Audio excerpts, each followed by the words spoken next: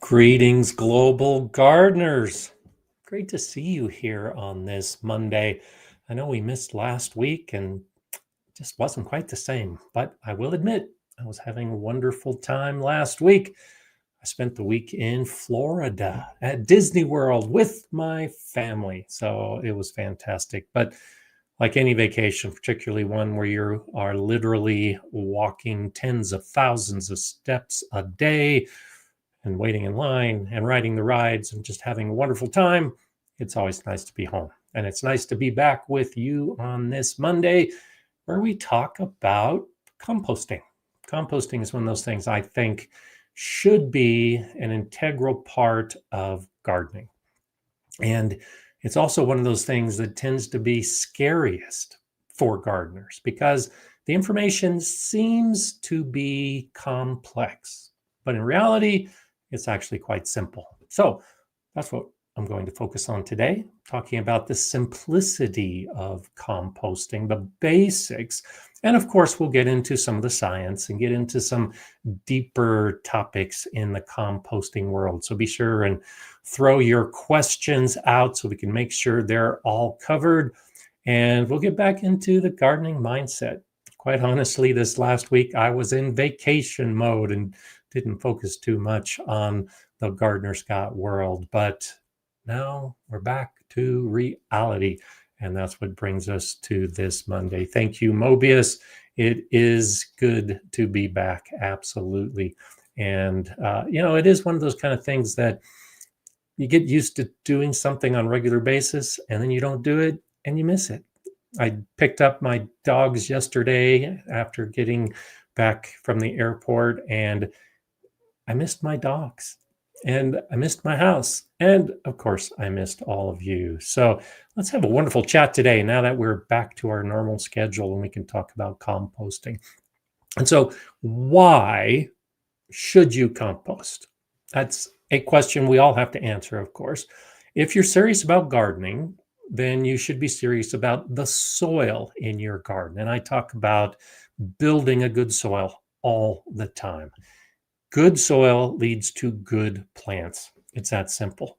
One of the best ways to build good soil is with compost. You've heard me say that many times. You're going to hear a lot of others on YouTube and in books and on TV shows talk about the benefits of compost. You have a couple options. You can buy your compost or you can make your compost. A big issue I have with many of the composts that we buy, particularly the bagged composts, is that they're not fully decomposed. They're still pretty chunky. In fact, often there are woody products, bark and chunks of wood, and they're sterile because they need to package these composts in the bags and ship them all around the country, all around the world. They need to make sure that it stays in the state that they have when they put it in the bag. If you have compost and you put it into a bag or you put it into a bucket, it's going to continue to decompose. And as any material decomposes, it's going to lose volume. So if you have a nice bag stuffed with compost and you want to sell it at your local garden center, if you allow it to continue decomposing while it's being shipped and while it's in storage, by the time it makes it to the floor to be sold, it's going to be maybe half the size of when they put it in the bag. So many of the compost makers will sterilize it when they put it in the bag. They'll kill all of the beneficial bacteria that are doing the decomposing. And when you get it, and you put it in your soil, you might not have much of an impact because the bacteria is no longer alive. And all that material needs to be repopulated by bacteria. And I'll go much more in depth as we continue the discussion. So there's a time delay when you buy your compost and use it in your soil before it becomes beneficial. When you make your own compost, you don't have those same issues. The bacteria is alive, it's active. As soon as you put that compost into your soil, the bacteria will continue decomposing, which is pretty much what you want to do, and it's going to continue improving your soil. When you buy compost, well, you have to budget for that. It is, relatively inexpensive depending on what form you buy it in. But if you make your compost, it's free. You don't have to spend any money to make your own compost. If you have a garden of average size, and particularly if you have a big garden, you're going to have a lot of material, particularly in fall as you're cleaning up your garden, or if you waited over the winter and in spring you're cleaning up your garden. You've got a lot of organic material that is ready to be used for composting. Many gardeners will bag it up, put it on the curb, and have the trash man take it away. I suggest you take all that organic matter and turn it into compost for free. Each of the houses that I've moved into in the last 25 years, the very first thing I did as I was laying out my garden was to start a compost pile. That's how important I think it is. The first thing I've done in every garden I've had in decades was to start making compost. Instead of doing the garden and then trying to figure out if you're going to do compost at all or where you're going to put your compost pile, I think it's important enough to do it right at the beginning and to choose your spot for the compost as part of the planning for the rest of it.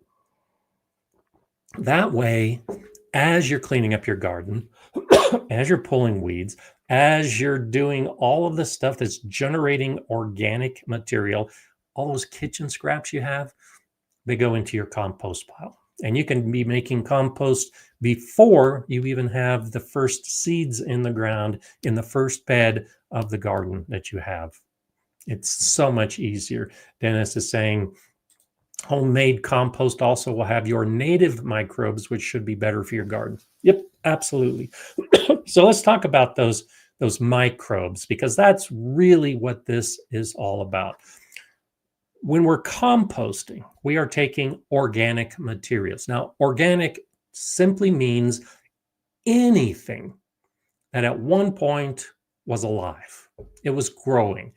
That could be animal or plant. You see many, many suggestions on many, many videos of the things that you can compost and the things that you can't compost.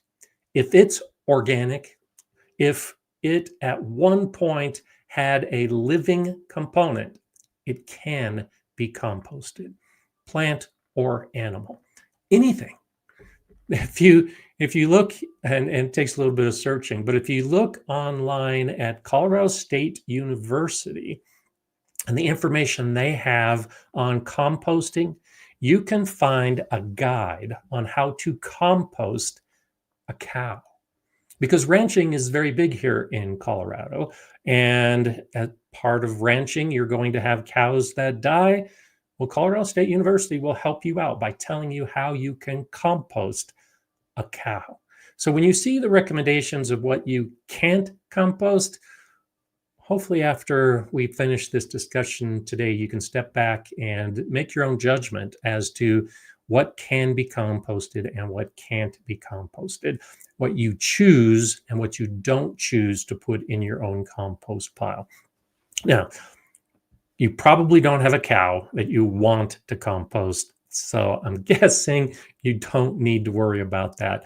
But the idea is that you take an organic material and then you allow primarily bacteria aided with some fungi to break it down, to decompose it into its base parts. And that's what we want in our garden. We want those basic components of that organic material to be in our soil, because that's what's going to feed our plants. And so by taking organic material and decomposing it and then putting it in our soil, all of the nutrients that were basically working for that animal or plant to grow are now released into the soil so that our plants in that soil will grow. We talk primarily about nitrogen and carbon when we're getting into the idea of composting. There are many, many nutrients that are going to be released and created as part of the process, but it ultimately comes down to nitrogen and carbon. You'll also heard those referred to as the greens and the browns. That's because when a plant is actively growing and it's green, it has an abundance of nitrogen. After that plant has died and started to turn brown, a lot of that nitrogen is released into the air, it dissipates, and what's left behind is going to be primarily carbon. The carbon and the nitrogen are the driving factors for the bacteria. It's the primary food source of the bacteria that are going to be decomposing our materials.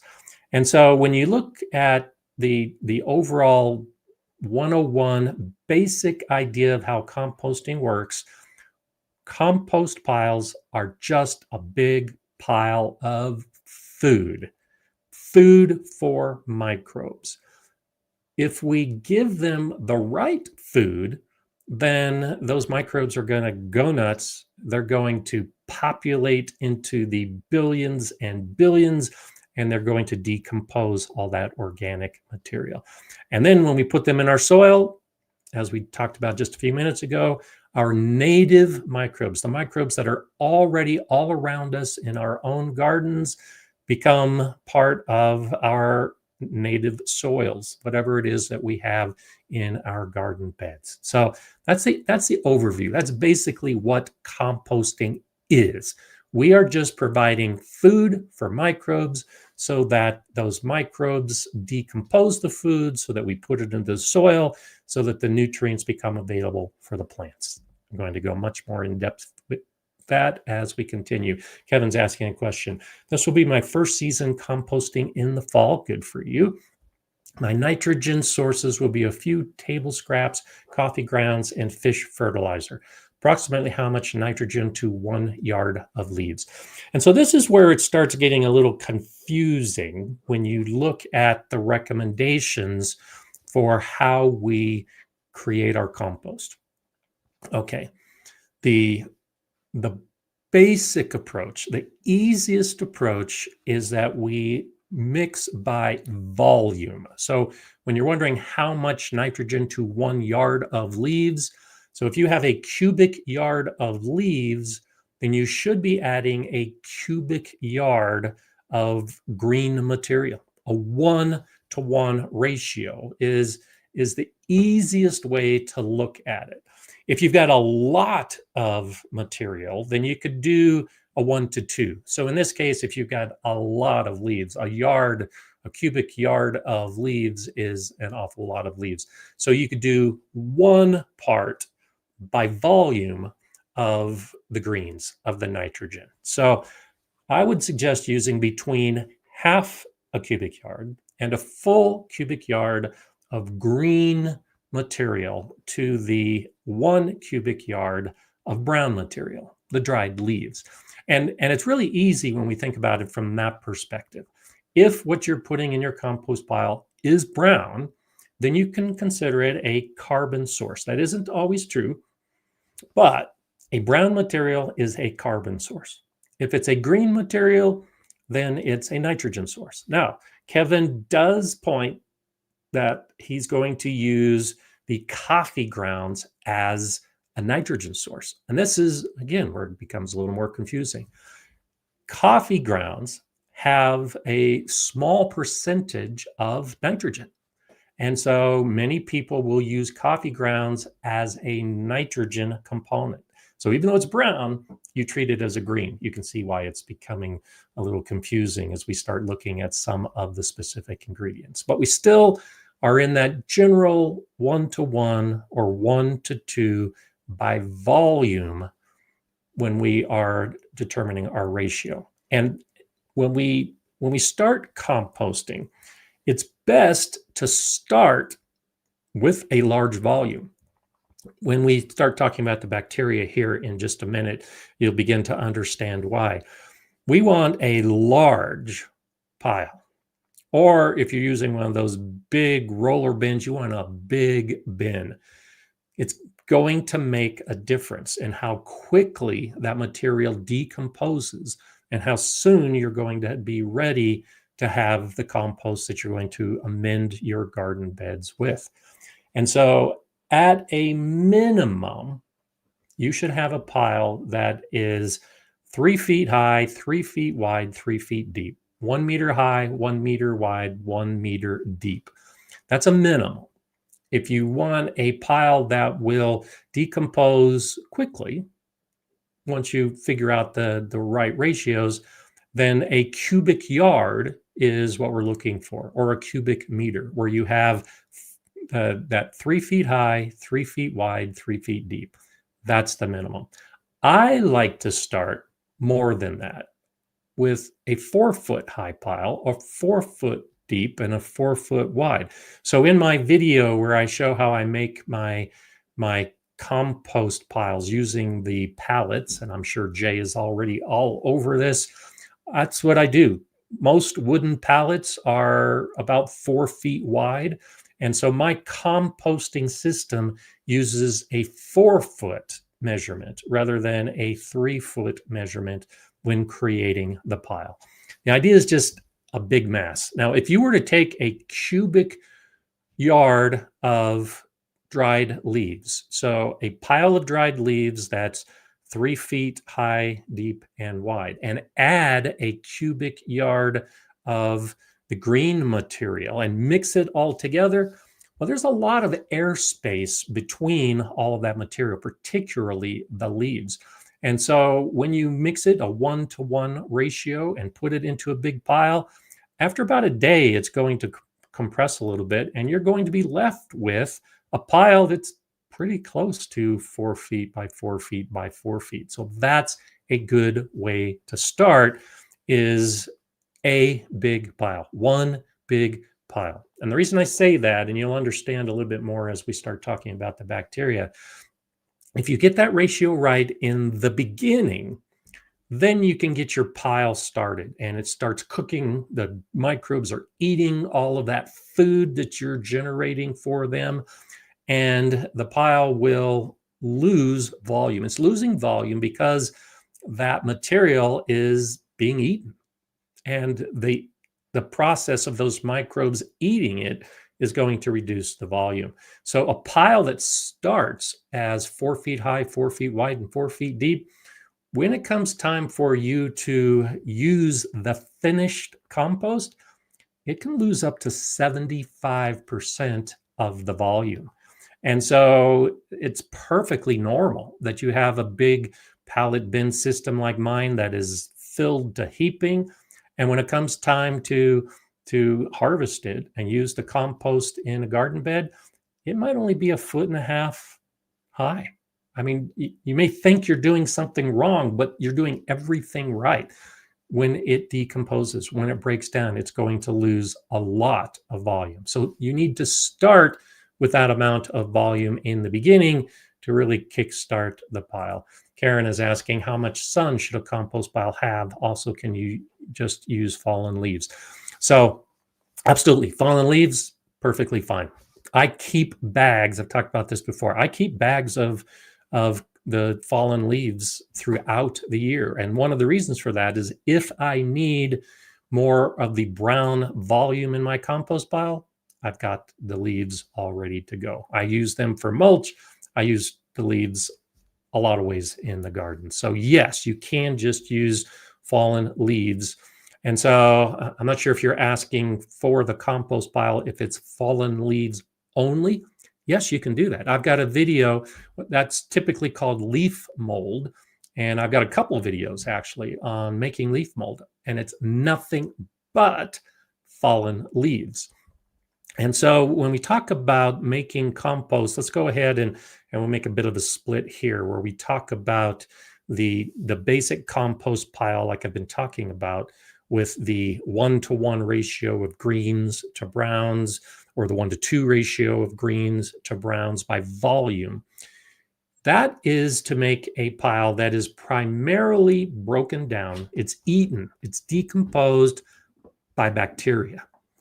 If you don't have a lot of greens, if all you have are leaves, then you can make leaf mold. And that's making a pile, again, minimum of a square yard or a cubic yard or cubic meter or bigger, just using fallen leaves. That's basically all nitrogen or all carbon. That is a brown pile without the greens added in. Now it's the fungi that primarily breaks down that pile.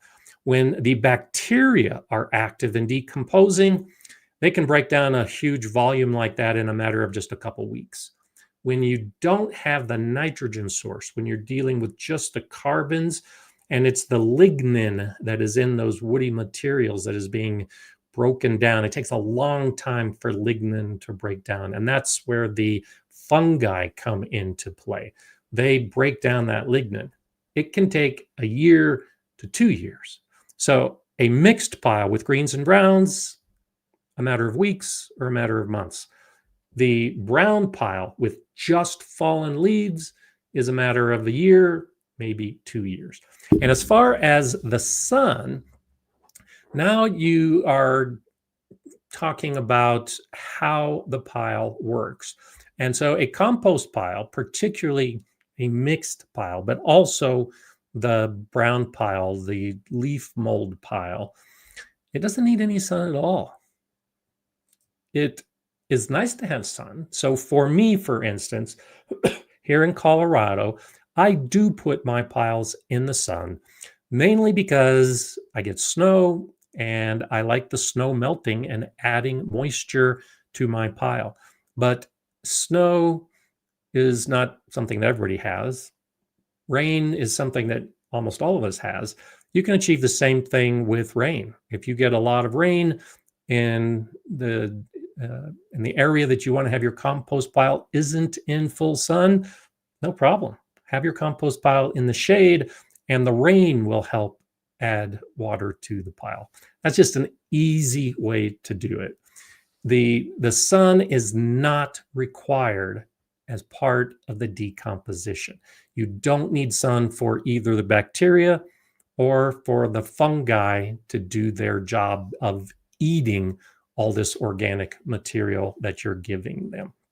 It's just a question of whether you want things like snow to melt, or you like working in the sun versus working in a shaded area. So let's talk about that science aspect of it, why you don't need sun. Most things, particularly in our garden, in our world, require the same basic components to live.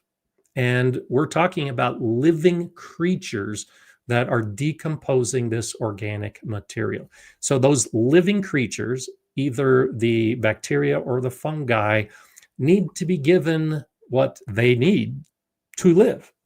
And first on them, of course, is going to be the oxygen that all of us need. It's going to need moisture, that water that all living creatures need, and it needs the food. And the food is that organic material that we're giving them. They also need a certain amount of heat. Now, the cool thing about the bacteria is that as the pile decomposes, they're creating their own heat. So if you live in a very cold region, you might want to put your pile into a sunny area if you're going to have what I call lazy composting. I have a video on lazy composting. If you're going to be doing a cool pile. And so now this is where you can start taking notes if you haven't been taking notes already. So this is where we start talking about the different types of bacteria in a compost pile and how you want to compost. Now, when I say that it's a lazy composting system, when I build my pile and it's 4 feet high, 4 feet wide, 4 feet deep, I pretty much stop there and I just let nature break it down. Okay. And when that happens, if it's sitting in the sun, it helps generate some of that heat that initial bacteria use to break down the material. And so when we're talking about that, we're talking about there's basically three different types of bacteria. And I have a video on this as well where I talk about the science of the composting, and I specifically talk about the bacteria that are used. There's three different types of bacteria. There's the psychrophilic bacteria, there's the mesophilic bacteria, and there's the thermophilic bacteria. So, and we're talking billions of each of these types of bacteria when you're making your compost. Now, the first is the psychrophilic bacteria. And so these are the bacteria that are active up to about 70 degrees Fahrenheit. That's about 20 degrees Celsius. And so if, like me, you're just going to have a pile and you just stick it in your yard, that's primarily the bacteria that are going to start eating the food that you've given them.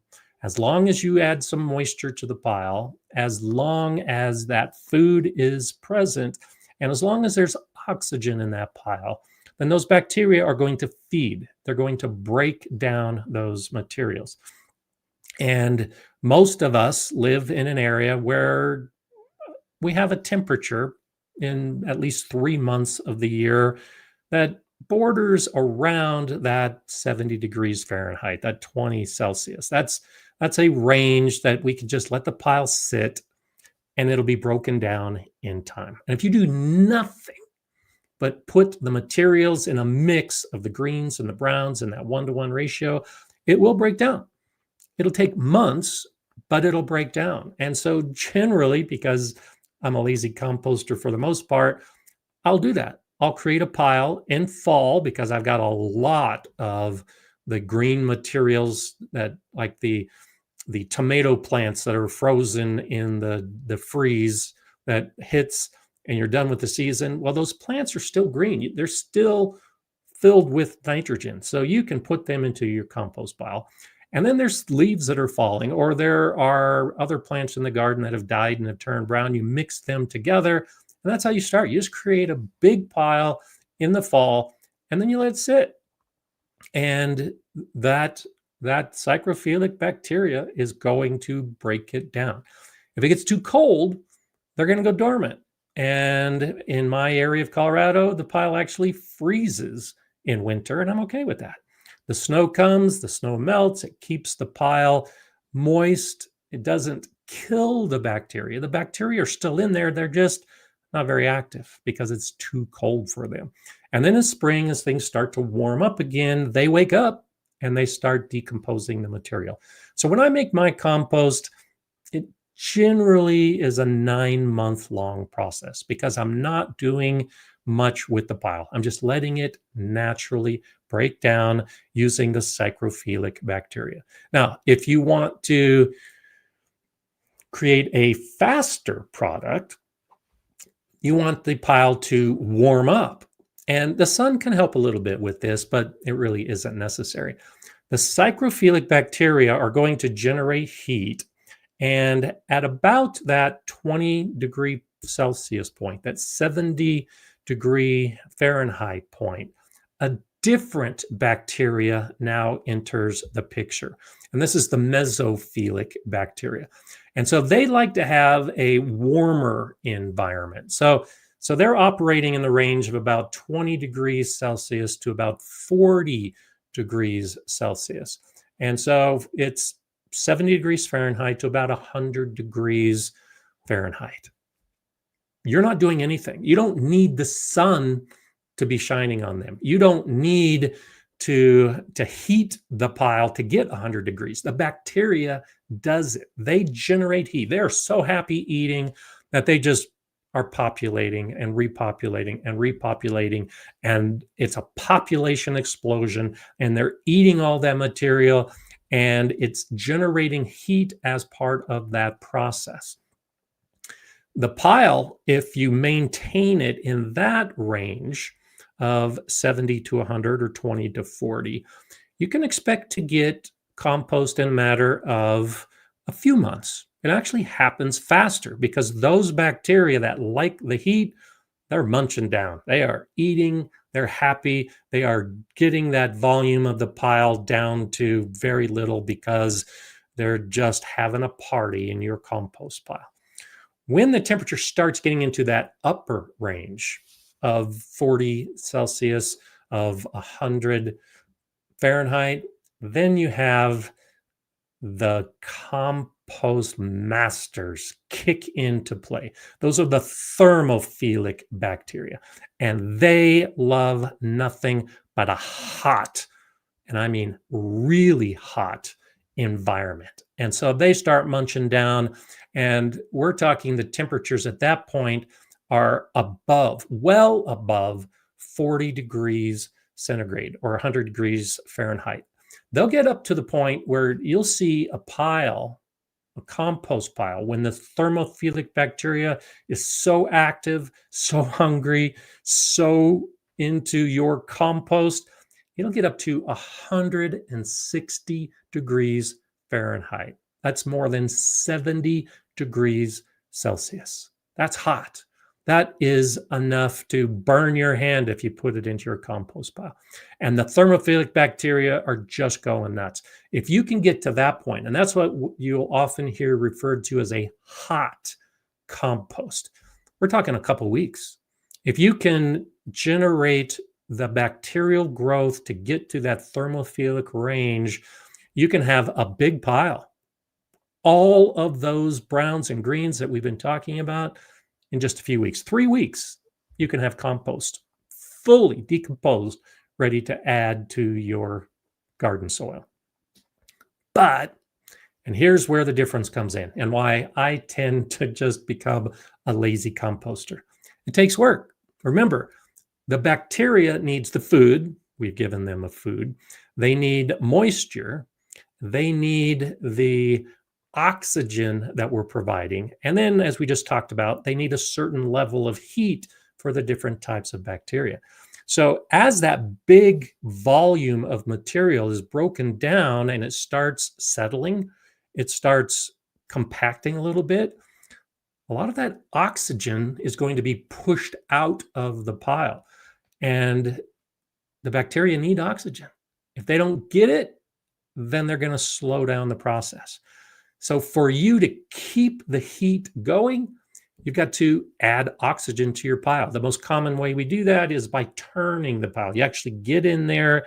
I like to use a garden fork and you fluff up the pile. You turn it upside down. You take the edges and you put them into the middle. You are introducing oxygen into that pile. It slows down for a little bit, but because the bacteria love oxygen, they just burst right back into life. They also need the moisture. That process is going to use the moisture in the pile. All those bacteria are using that water. Your pile can dry out. If it dries out, the bacteria are going to slow down, the temperature is going to fall, and the other bacteria are going to start taking over again. So to have that hot pile, you have to be turning it on a regular basis to incorporate oxygen. You have to add water on a regular basis to keep the moisture levels right. And you've got to make sure you're monitoring the temperatures so that you maintain the heat level for the appropriate bacteria that you're using. It can be a lot of work, and it's worth it if you want bacteria in a quick amount of time, but it takes more work to get those hotter piles. And that's a key difference when we're talking about how we're making the compost versus the slow, lazy method or the fast, hot method. Now, when I'm talking about these type of bacteria, the 3 different types, and if you're taking notes and you can do more research on this, the psychrophilic, the mesophilic, and the thermophilic bacteria. These are all aerobic bacteria. So when I'm talking about the oxygen that you have to have, oxygen, aerobic bacteria, they need the oxygen. You can also make compost using anaerobic bacteria. the bacteria that will die if they're exposed to too much oxygen. And so one of the methods that you'll see that is used for decomposing material anaerobically is fermentation. Korean natural farming is one option, and there's all kinds of ways that they decompose material in water. And when you've got too much water, all the oxygen is pushed out. There's no oxygen, so the anaerobic bacteria take over. They'll still decompose, but it's a different process. They still will generate heat. They still need that water, and they still need that food that you're providing them to break down, but they don't need the oxygen. If you are having your compost pile in your backyard and everything is going the way that you want it to go with the aeration of it, it's clean. It doesn't smell. There's no bad aroma in a good compost pile. If it gets too wet, if that oxygen is being pushed out, then it's going to start smelling. And so if you're making compost and it gets smelly, that's telling you that you are no longer having an aerobic pile. It's becoming an anaerobic pile. What do?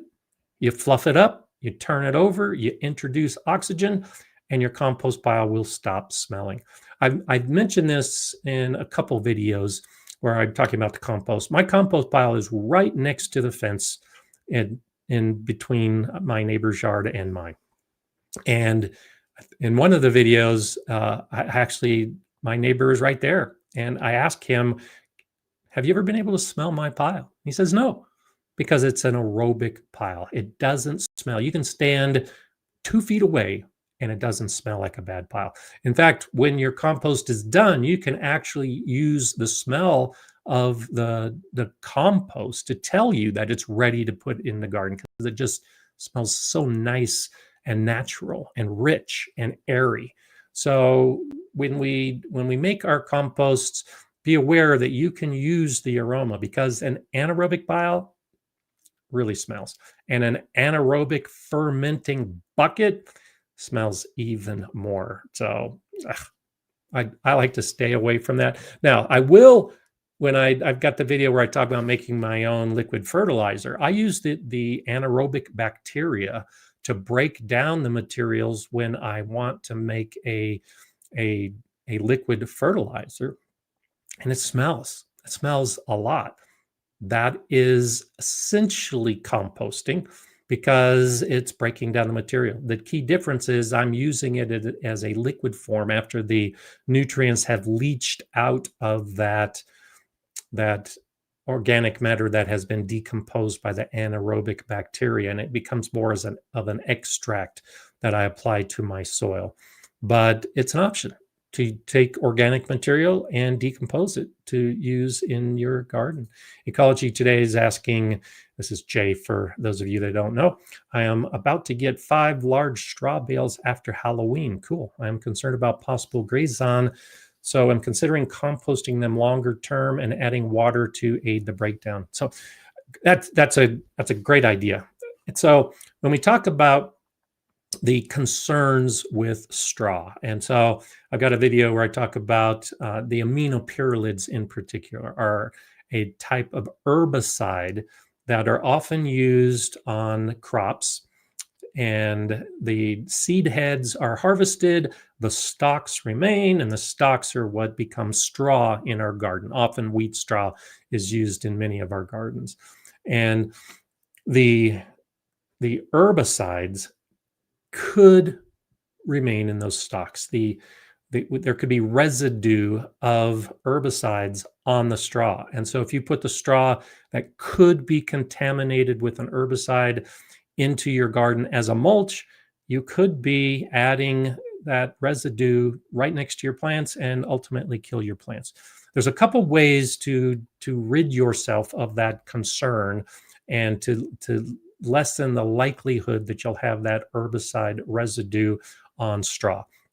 One of them, and this is what I do, is I'll get my bales in 1 year, and then I won't use them in the garden till the next year. Because if you do research, if you go down the rabbit hole like I've done, you'll find out that the half-life of almost all of the herbicides that are being used are in the range of 6 months, maybe up to 9 months. And sun actually causes those particular residues to break down. The sunlight, the ultraviolet radiation is powerful enough to actually break down some of those chemical bonds that are being used in those herbicides. So I'll take a bale of straw and I'll just set it outside. And so between the rain and the snow leaching any potential contaminants out, and the sun shining on those bales and breaking down those chemical bonds, after a year, I'm not worried about it. So I'll get straw bales in 1 year and then use them the next year in my garden. Another option, as Jay is suggesting, is to put them in your compost pile. You need the browns. The herbicides aren't going to be affecting the bacteria. In fact, there are a lot of bacteria that can actually break down those chemical components within the herbicides. And yes, you can absolutely use straw that you suspect might be contaminated with some kind of spray as a brown component in your compost. And it shouldn't necessarily take a longer term, because once that organic material is broken down, once it's decomposed, then the residue is essentially dissipated. It no longer exists. It will also be broken down. So depending on whether you have a cold pile or a medium pile or a hot pile will determine the length of time that those ingredients have to break down. And so if you're very concerned about it, and yes, considering them longer term, yeah, work in that middle range of the mesophilic bacteria and give them plenty of time to break down that organic matter, and then keeping the pile nice and moist, and it should definitely work. That's one good way to use some of those materials, and that way you can have the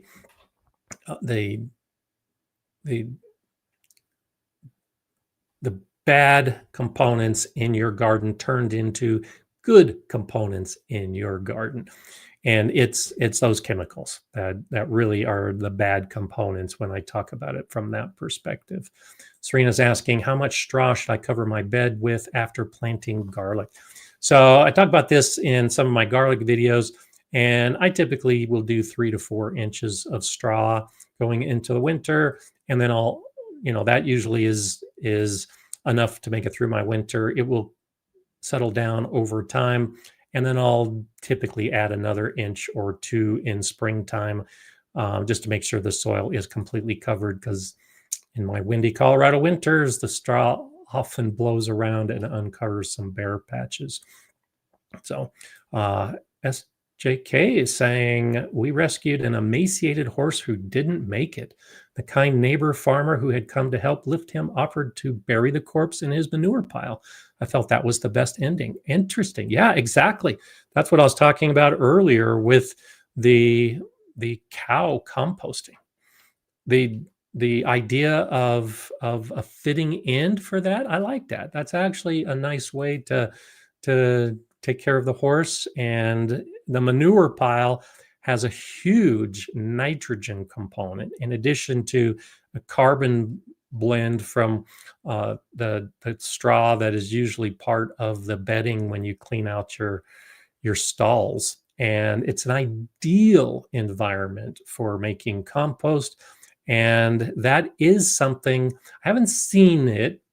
I've heard about it, and I read a little bit about it, that farmers have done that for centuries. They will bury their animals in their manure pile, and they're creating compost that they can then spread on their fields. So very creative. Thank you for sharing that. That is one of those things to show that you don't have to be so concerned. Now, so let's talk a little bit about that, of why so many people say, don't compost meat, don't compost bone, Don't compost fat.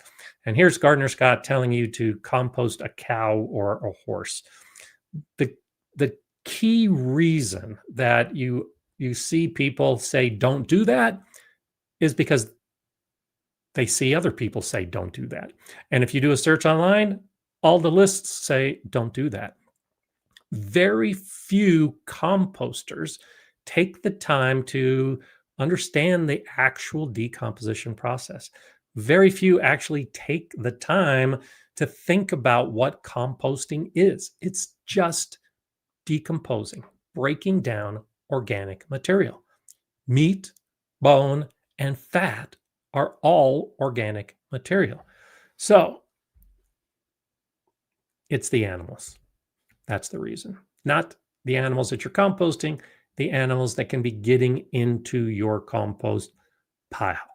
That's the primary reason that the first person many, many years ago said, don't do it. And now people say don't do it without understanding exactly why they're not supposed to do it. It's because of the animals. It's the vermin. If you don't want mice and rats in your pile, then don't put meat and fat and bone in your pile. If you don't want your dogs digging in your pile, then don't put those ingredients in your pile. If you don't want raccoons and skunks digging in your pile, then don't put those materials in your pile. That's the primary reason. Also, they tend to smell. If you don't have enough oxygen, if the pile gets too wet, then that meat and that bone and that fat is going to be decomposed anaerobically, and it's going to start smelling. Now, if you have a hot pile and if it's well aerated, you can definitely use meat and fat and bone. They take longer to break down. And so people I know who have actually used bones or animals in their garden or in their compost, when you are harvesting the compost, when it's broken down, you're still going to find chunks of bone. It takes a long time for that bone to break down, but it can be composted. So don't necessarily get into that. I can't do this because I saw some videos say that I can't. Understand the why behind maybe you shouldn't do it. Now, I don't worry much about that. I know I have mice in my compost pile. The mice are helping with the breakdown. I mean, they're taking some of those chunky pieces of carrots and melons and everything else I put in the pile, and they're breaking it down into smaller pieces. I'm okay with that. And even though you might not like the sound of the idea of some of these animals defecating, pooping into your compost pile and adding that, all of that is organic material, and all of that is going to be broken down by the bacteria.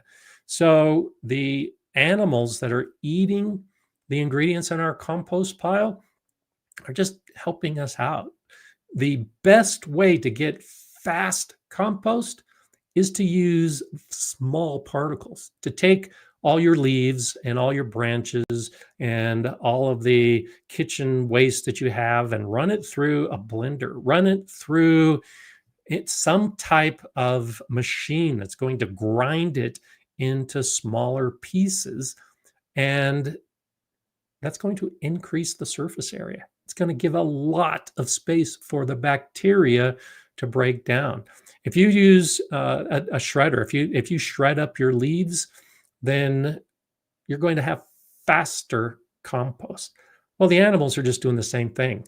I see people, talk about they see the mealy bugs, the roly polies. They see the crickets that are in their pile. They're concerned about all of these bugs that are in their pile.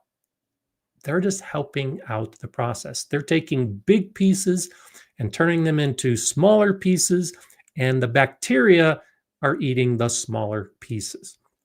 And so having some of the vermin in your pile is not necessarily a bad thing. One of the reasons I know I've got mice in my pile is because my dogs love hanging around my compost pile and catch the mice. It's okay. I also know that when I catch a mouse, I throw it in my compost pile. A dead mouse goes into my compost pile because I can decompose it. It's going to break down. And the little mouse bones, I've never seen a mouse bone in my finished compost. The small bones like that break down pretty quickly. So it's it's philosophical for you to determine whether you're going to add animals to your compost pile. Just be aware that you can do it, and you don't necessarily need to be afraid of doing it. The biggest concern I have, particularly with my dogs that are getting into the pile, is that they get into my pile and then they carry out the ingredients from the pile and chew on it. So I have my pile covered so the dogs can't get in. It's not covered to the point that the mice can't get in. You can fully enclose your pile. And that's one of the benefits to the big drum systems of composting, is that the animals can't get into it. So if you've got a big drum, and remember, volume is important. Those little drums that you just roll along the ground, they don't work well at all. You want a big drum. And so like at the Galileo School, we had a drum. It was about 3 feet wide, or 3 feet, 3 feet wide and about 4 feet long. So it was a cylinder about 4 feet long, and the diameter was about maybe 3.5 feet. It was a big drum. We could compost using that and throw anything into it, turn it to oxygenate it, and occasionally add moisture, and it would break down over time. Those big drums can work pretty well. And if you've got a lot of animals that are getting into your compost system, that is one of those options. Fred is asking, I top mulch my beds, basically just chop and drop. Is that sufficient enough to keep my beds fertile and active, or would I need to supplement more? It depends. So I do that primarily now for most of my beds, because 5 years ago, I started amending the beds. And I've talked about this recently when I was talking about soil and amending in one of my recent live streams. The idea being that you do a soil test to determine for sure. But after about 4 years of regular amending, your soil should be rich. It should be alive. It should have plenty of nutrients in it. And just top dressing with compost or with whatever mulch you have is often enough. Now, I will turn my straw and leaf and grass mulch into my pile just to add a supplemental amount, but I'm not adding as much as I did 5 years ago or 4 years ago or 3 years ago. So it depends on how rich your soil is right now, Brett, and it's cyclical. So 2 or 3 years of adding compost will allow you 2 or 3 years of just top mulching and chop and drop, and another 2 or 3 years of composting, because over time those nutrients are going to be used for the plants. So depending on how active you have been with your soil will determine whether you can take it easy and just do mulch and top dress for a while. And I'm kind of in that mode now. I had some, great crops grow this year, and I did very little composting. Well, actually, 3 of the beds, no composting at all, because when I did a soil test last year, I saw that they were very high in nutrients. So I did just that. I just did the mulch on top and a little chop and drop when I was cleaning up the beds. So that is an easy way to do it if your soil is already to the point that it's rich enough. If you haven't gotten to that point yet, then you might need to go ahead and add some organic matter like compost to get the soil rich enough that you can reach that point. So, hey, Pete, nice to see you here. New member to the Gardener Scott channel. Pete actually worked with me at the Galileo Garden a number of years ago, and we reconnected recently. So good to see you here, Pete. Robin says, I use a round geo bin to compost. I bought a round fire pit cover to cover mine, so it's handy with the built-in handle on the lid. I have to exclude water sometimes as the pile can get too wet here. Good point, Robin. Thank you for mentioning that. I wanted to be sure and talk about different types of piles in different regions. So now's a good time to do that. So I talked about the snow melt. and why you might want to have a pile in the sun. And I talked about excessive rain as to why you could, or rainy conditions, why you could have a pile in the shade. this this now brings us to Robin's point that you need to monitor the moisture levels in your compost. So hopefully now that we've covered the bacteria and you understand that they need that balance of oxygen and food and water, and they generate their own heat to determine which bacteria are most active, the moisture level becomes important. And if you live in a very wet, rainy region, you may need to cover your pile. Again, remember, sun isn't required at all for a pile. I just use the sun to help melt the snow. You can have a fully enclosed, like I was talking about with the drum system, you can have a fully enclosed pile. And one way to do that is to cover it. So if you're using a bin system that is open to the top and you are going to have a lot of days of rain, then yeah, you just put a round cover like Robin does. If you have a system like mine where it's open in the pallets and you're going to have a lot of rain, we're talking days and days of rain, take a tarp. Just put a tarp over the whole thing, and that'll help the piles from becoming oversaturated. If you aren't sure and you're getting rainy conditions and you go to turn the pile and it's pretty sopping wet and it starts to smell, you definitely should be thinking about covering the pile. So, what are we looking for? So, when I say a moist pile, it's a wrung out sponge. And so, the analogy is always that you take a sponge, you squeeze the sponge until all the water has dripped out, and that feeling, that moist sponge that is in your hand, that's what your pile should be. Your pile should not be dripping water. It should not be saturated. It should be moist. The entire pile should be moist. The biggest issue I have here in Colorado, and the reason that I need to water my pile on a regular basis, is because it's so dry. My humidity is so low that the outside of the pile, the edges of the pile will dry out.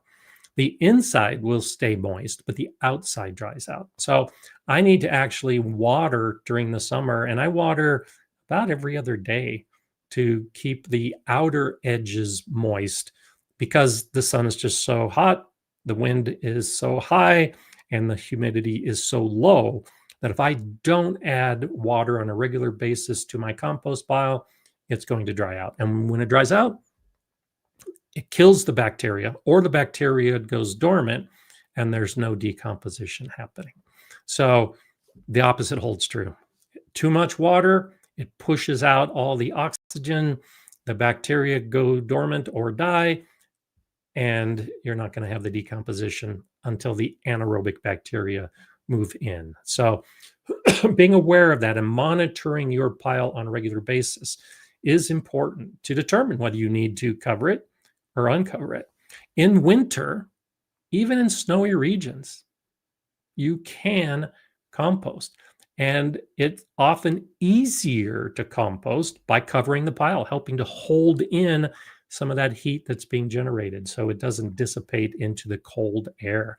So if you have a snowy, icy, frozen kind of winter, you can still get your pile up to 160 degrees Fahrenheit, 70 Celsius, even in the middle of winter, if you've got the food, the oxygen, the water, and you moderate the pile. You stay active enough to keep it going. I've mentioned occasionally the guy I used to work with 25 years ago who was so into composting. Every day before work, he was managing his compost pile. And even in the winter here in Colorado, he was maintaining a hot pile because he was managing it every single day, monitoring the moisture levels, monitoring the oxygen levels, moderating the various bacteria at the different heat levels. It can be done. It's just a question of how much work you want to do. So SJK is asking, please clarify, worms do not eat veggies, etc. They eat the microbes that are eating the veggies, etc. Correct or not? Yes, correct. So it kind of goes with what I was talking about, with the beetles that might be in your pile, the um, the vermin that are in your pile, the roly-polies that are in your pile. They are all eating the actual material. They're breaking it down into smaller chunks. They're not polite eaters, so they'll eat some of it, but the other chunks just fall into the compost pile. They'll also poop out that material, and their poop becomes food for the microbes in the pile. And it's the think about the size of a bacteria. You can't see it with the naked eye. You have to see it with a microbe. So the bacteria are eating very, very small pieces of this whole process. That's why it has to be broken down. And so when we talk about the earthworms that are working in the pile, it's the same thing. Worms don't have teeth. They're not able to eat the material. So they are primarily eating the bacteria. They will, as they're burrowing through a pile or as they're burrowing through your soil, or if you're using worms in a vermicomposting system, which I haven't talked about yet, but I'll go ahead and start alluding to it now. You can use worms to break down your food into a usable form. And so what's happening in vermicomposting is it's really the bacteria that are breaking down the organic material. And then the worms are eating the bacteria and other waste that's in that pile. And then the worm manure, the worm castings, are what we use in our garden. So those castings are rich with nutrients. They're rich with bacteria. And that's why they're such a great thing to be using in the garden. So, yeah, the actual veggie is not being consumed primarily. If you put a banana in and the banana gets all mushy and it's being eaten by the microbes, and the earthworms that you're using in your vermicompost bin are burrowing through, they're going to eat some of that mushy banana. Sure, they're just burrowing through it, but it's those microbes, it's the fungi. That's what they're primarily eating, and they're eating some of the liquid matter too, some of the folates that are coming from that whole process as well. So I know I had to explain that. My one granddaughter loves looking at the worms in my vermicomposting bins. The other one just doesn't like it at all. And I think there's a lot of kids that are scared of worms because they think worms have teeth and are going to bite them. Not at all. They're not capable of eating the veggies that we have anywhere in our vermicomposting bins or even in the soil. They're just burrowing through, and what's in front of them is what goes in their mouth, and it comes out the back, and it's what has already been broken down into the particle size that a worm can eat by some other organism. Dana, I agree with you. The best compost tool ever is the long compost thermometer. I pay less attention to green and brown and more to what heats up the pile. So very good, because this is a good segue into the next as to how we manage our pile and determine if our ratio is correct. Now, when I started talking in the beginning about the different numbers and why it can become confusing. And so I will talk about the ratios as being volume 1-to-1 or 1-to-2. So that is one way of doing it. Another way to do it is to look at the weight. And so when we talk about the weight of the browns versus the greens, you'll see 25-to-1 or 30-to-1 as the ratio to use. And so what that means is by weight, you want to have 30 parts carbon to 1 part nitrogen. And that may seem a lot, but remember in the very beginning, we were talking about mixing dried leaves, a brown material, with the green material, the nitrogen-rich plant-based. Dried leaves don't weigh anything. They weigh very little. And so if you have a ratio of 25 or 30 parts of nitrogen to 1 part of carbon by weight, then it's pretty similar to 1 to 1 or 1 to 2 by volume. And so when we start looking at our piles and we want to maintain the heat, like Gina's suggesting, we have to now bring that other component in. If the nitrogen levels are not high enough, our pile will never get heated. It will never reach those very high temperatures where we want that thermophilic bacteria to hit and eat and decompose. So if you monitor, and a thermometer is a great tool, and I use my long thermometer to measure soil temperature, to measure my compost. It's a great tool to have. When we have that thermometer, we will put it into the middle of the pile, and it's typically two feet long. It's a 2-foot long thermometer, because remember, we've got a 4-foot wide pile. So you stick a 2-foot long thermometer into your pile to measure the temperature. And if you're keeping track of it, you're monitoring your pile, and it's holding at, like, let's say it's holding at 120 Fahrenheit, which is about 49 Celsius. It's just holding there, and it's holding there, and it's holding there. And you've turned the pile, and you make sure that the moisture levels are right. So the oxygen is good, the water is good. It's just not heating up more. It needs more nitrogen. And so what you do is you add a nitrogen source to the pile. You add a green component to it. You can add a nitrogen fertilizer. That's a real quick boost. And you'll see a lot of companies will sell the compost boosters. A lot of times it's just a nitrogen source of some type that is added to the pile. You can add blood meal to your pile. Remember, blood, it's organic. You could use that as a nitrogen source in your compost pile. If you add a boost of nitrogen, you should see the temperature increase. And so if it starts to increase, but it still doesn't get up into that really hot range, then you add more nitrogen. So don't think that it has to be just a single ratio that you start with in the beginning and then you do nothing else to the pile.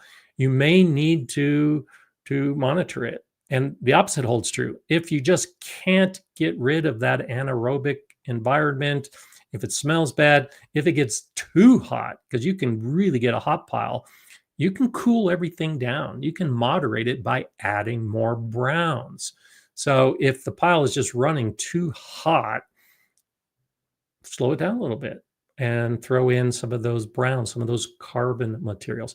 And so that guy that I've referenced, that's what he was doing on a daily basis, was adding a little bit of this, a little bit of that to maintain the temperature he wanted to get the quickest results with the compost.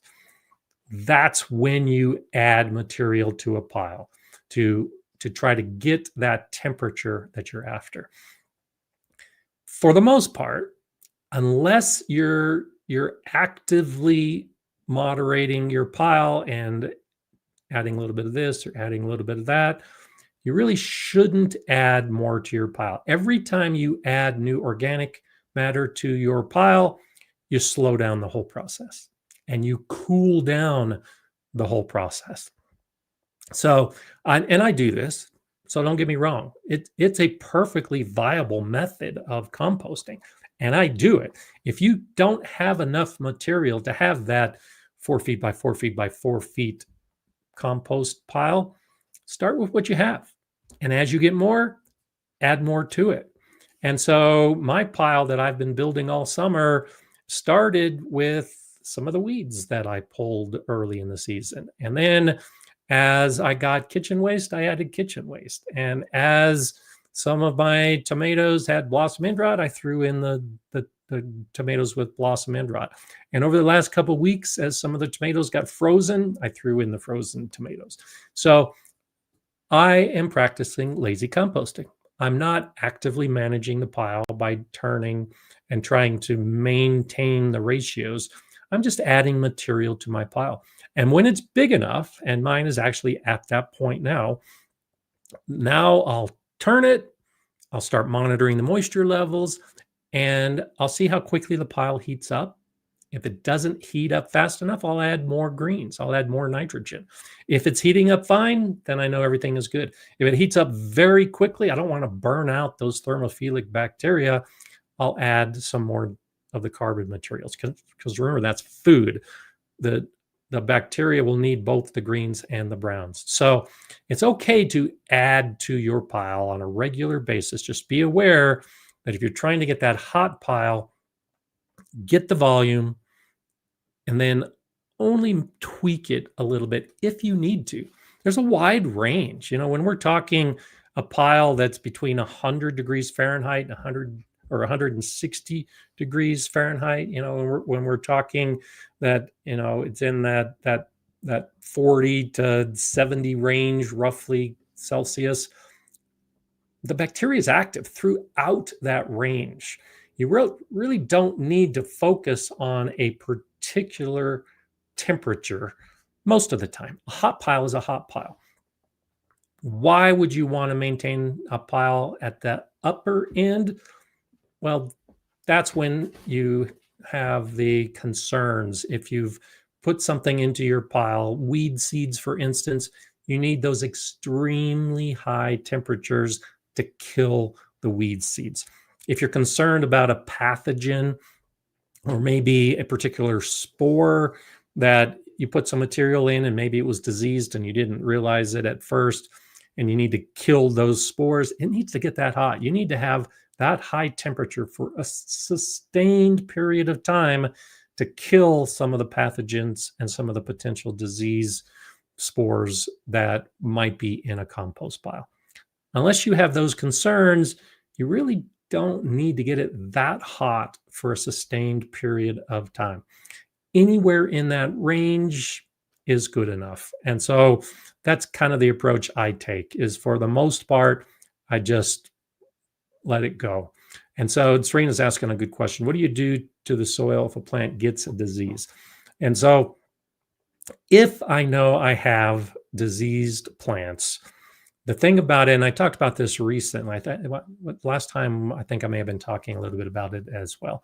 So it depends on the disease. Some diseases are airborne. So for instance, powdery mildew, most of us get powdery mildew. Those spores are blowing through the air, and there's really not much you need to worry about as far as your soil is concerned. But there are other diseases that are in the soil. And if that's the case, then there isn't a lot that you can do to the soil. Bacteria, in time, kind of like we were talking about with the chemicals of the herbicides in your compost pile, bacteria will break down those components in time. So a diseased soil, the microbes will in time eliminate that disease. So the best thing to do is just continue to amend those beds, continue to water those beds, and eventually the disease will dissipate. When you've identified the disease, remember that diseases are very specific to specific plants. So you can still grow plants in those diseased beds, just don't grow the types of plants that are susceptible to those diseases.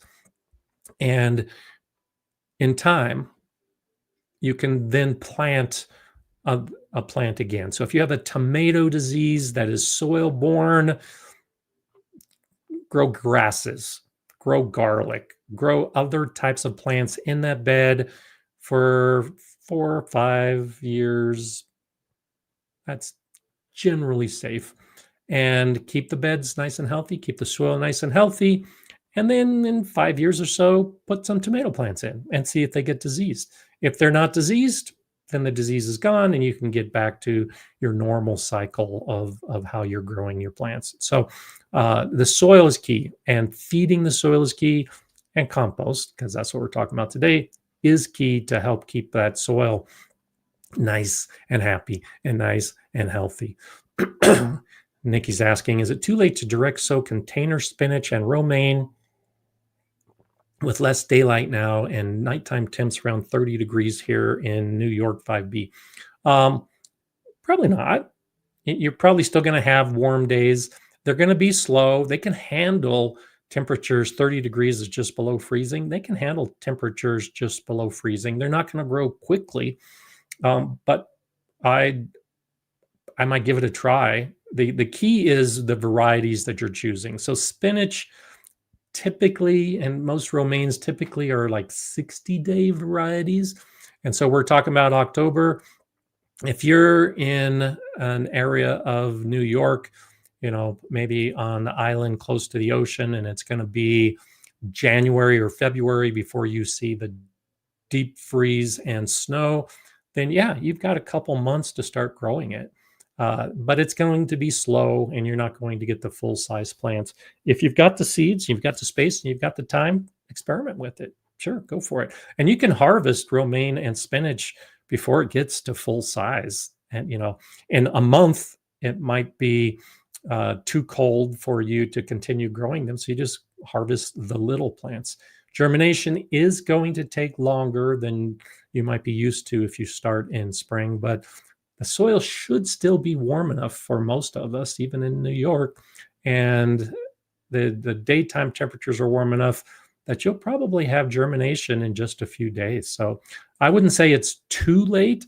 It's not ideal, of course, but yeah, it's a fall crop, and you can probably have some harvests if you go ahead and start doing it now. Dusty Flat says our spinach is growing well after several hard freezes and no frost cloth. Just use plastic to make a low tunnel.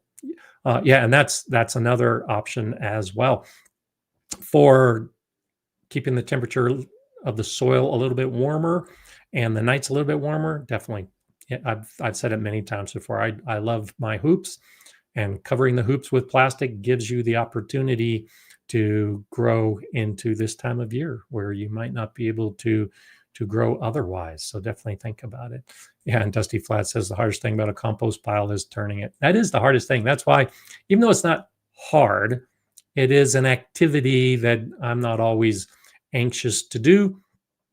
And so, yeah, that's why I'm an advocate of the lazy composting, is so I don't have to get out there and do all the turning of the piles, and just kind of let it happen as it happens. So if you don't want to take that effort of turning the pile, then you don't have to do it. And Charlie, thank you so much for that. Appreciate you supporting the channel. Thank you so much for sharing your knowledge with us. It's my pleasure. You all know that I love spending time on Mondays just doing nothing but talking about gardening. So I appreciate that, Charlie, and glad that you're here today and that we can be talking about this. It's having been out of the gardening world for the last week, looking at cool plants. The gardens, the plants at a place like Disney World is just incredible, just absolutely incredible. They're growing things in Florida that I could never grow here in Colorado. And they've got things that are blooming. It's just crazy, the jungle plants that are there. So I was surrounded by plants, and I, got to feel like a gardener as I was walking through and imagining all the work they were doing. Next best thing to walking through plants is talking about plants. So that's why we're here. Outlier Gardener, thank you for that as well. I'm learning so much today. Thanks for a great live. Yeah, you're very welcome. I'm glad you're learning a lot. This, and as I started with, I think that composting is one of those things that we should all be doing. Keep your garden waste out of the dump. Don't let the city take it away. Use it. The only thing that I put into my trash bin are diseased plants, because I don't do the hot pile. So I will throw away my diseased plants if I get diseased plants. But other than that, I either compost or turn into mulch all the plants in my garden because it doesn't cost anything and it can be so effective. So definitely want to do that. Leanne is doing something that I definitely wanted to talk about today. Says, yep, on my grandpa's farm, my grandma told the boys to urinate on the compost pile.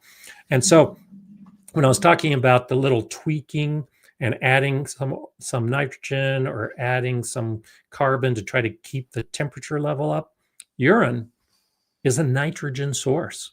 And yeah, that is definitely the way a lot of farmers do it is they go and they urinate. They add urine to their compost pile to introduce nitrogen, particularly if it's colder than you want it to be. If you want to boost and raise the temperature of your pile, urine's a great way to do it. And remember, anything organic can be composted. That is one of those things that you can compost. Now, saying that, and I do need to say that, I say it in my composting videos because I'm always asked the question. I haven't seen the question come up yet today, but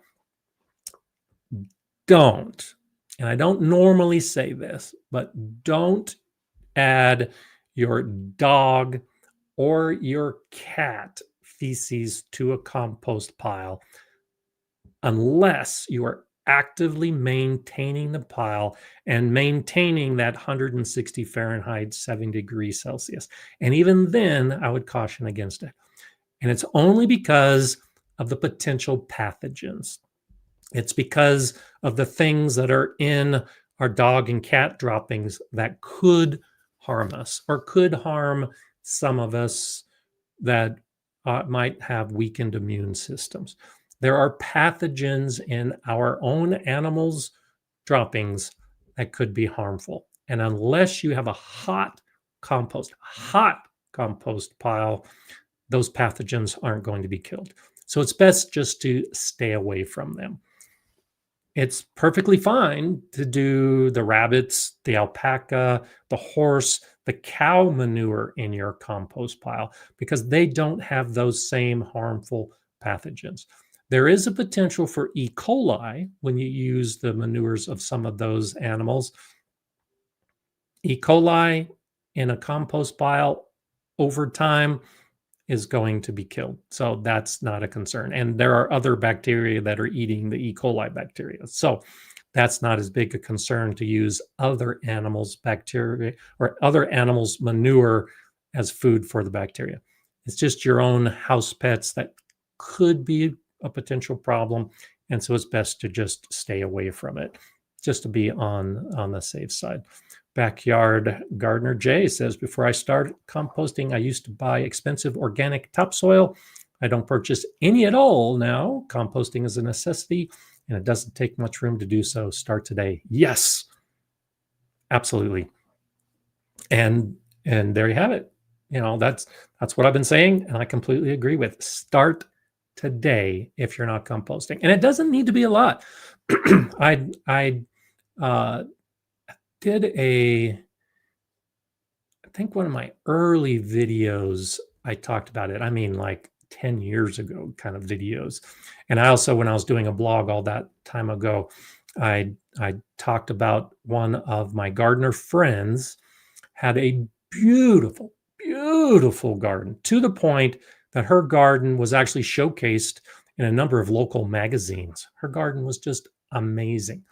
And her pile was nothing more than just a few branches, leaves, grasses, and just kind of thrown in the back corner of her garden. And she kind of did like I do. She just added to it and added to it. Nothing fancy, no bin system of any type. It was just a pile that she started very small. And as she got more, she'd add to it. And then she'd get more, she'd add to that. And eventually it would be a bigger pile. And she'd start another pile like I do. You start a second pile and you just let that first one slowly break down over time as you're adding more to the second pile. And in time, you've created compost. So you can have big, beautiful gardens without going to all the effort of creating a hot compost. But you should have a compost pile, even if it is just a small patch in the back of your garden. Do it, and it will break down. And like we've already talked about, will save time. If you do nothing, saves money regardless of what kind of system you have. And if you're looking for that exercise, if you're looking to stay active in your garden, then do the hot composting, because it will definitely occupy much more time when you're turning the pile and you're watering the pile and you're monitoring the pile. All great stuff. Absolutely great stuff to do. And you might get hooked. Believe me, you might get hooked in making compost when you can see how quickly you can do it. When you look at, some of the other gardeners that you may watch videos of, particularly in the UK, I noticed that in the UK, my experience has been they are much more into composting than we are here in the US. And so Charles Dowding, for instance, the books, you may have read Charles Dowding's books on no-till gardening. If you've ever seen videos he's made or in his books where he references the compost he makes tons of compost a year. His bin system, I talk about a bin system that is 4 feet by 4 feet by 4 feet. His bins, I think, are closer to 10 feet wide and 10 feet long. He has a lot more organic material than I do, or most of us have. And he's making literally tons of compost. And he just applies it all over his very large garden space. If you're serious about it, that's one level you can attain. My buddy Tony O'Neill from Simplified Gardening, he's got videos with his composting, and he's got, I was there, I think he's got 10 bins, and each of his bins are about 4 feet by 4 feet. And he is actively seeking organic material from others that he can put into his bin. So when you get into it, if you want to make a lot of compost, especially if you have a big garden, then you need a big composting system that you always have compost ready to use. And so when you use a system like Tony's, you'll gradually move down the row, and it's 8 or 10 bins, I think, at least. And so you put all the materials in the first bin. When you have more, you put it in the second bin, and you keep going down the line to all 10 bins. By the time you get to the 10th bin, that first bin is ready to harvest. The compost is ready to add to your garden. And it becomes very sequential. You always have compost cooking. You always have the bacteria active, and you always have compost available at different stages of decomposition. Now, because I do the slow composting or lazy composting method, I like to use my compost before it is fully decomposed. I'll use it as a mulch. So much attention is put on the composting and using the compost in the soil as an amendment. I just spread it on top while it's still a little chunky, still got some big pieces in it. It's not fully broken down. I use it as a mulch. And as I water, as it rains, all of those smaller particles of decomposed material will work their way into the soil. And so it's similar to what Charles Dowding is doing with no-till gardening, where he's putting finished compost on top. I'm achieving effectively the same thing, but just using a compost that is not fully decomposed. So that's why I say mine is kind of a 9-month cycle. I will start to compost in fall. I'll let it sit through the winter and the spring. And then early summer, generally, I'll take whatever it is I have and I'll sift it. I'll take the smaller particles and I'll incorporate them into the soil as amendment. And I'll take the bigger pieces and put them on top as a mulch. And then I start the whole process over again by generating more waste as compost. All of those trimmings in the summer, all the plants that you thin out, all of the harvests that don't make it to your table go into the compost pile, and you start the whole process over again. So that's how I do it. Hopefully you've got some ideas today of different ideas. Masabi Gal, great chat today. Thank you again. Oh, you're very welcome. Yeah, the whole idea of this chat is to become more knowledgeable and maybe more willing to try some of the things that you do. And like Jay says, become a soil farmer, because ultimately that's why we're doing it.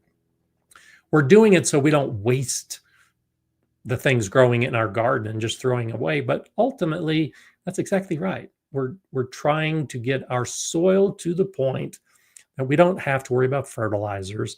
We don't even have to worry too much about amending. We just throw things on top of the soil to make the whole process easy.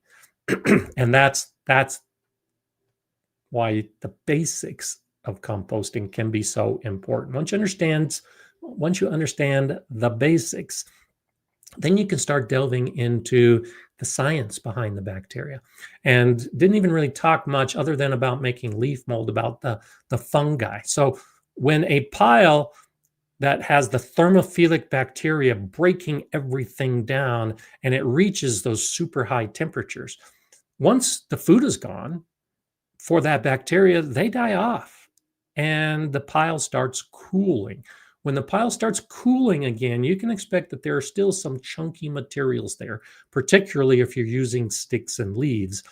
And that lignin takes a long time to break down.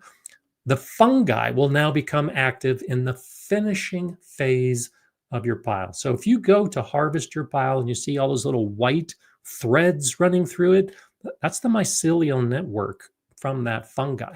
That's exactly what you want to see. The bacteria break it down till it's almost completely decomposed, and then the fungi step in to finish the process.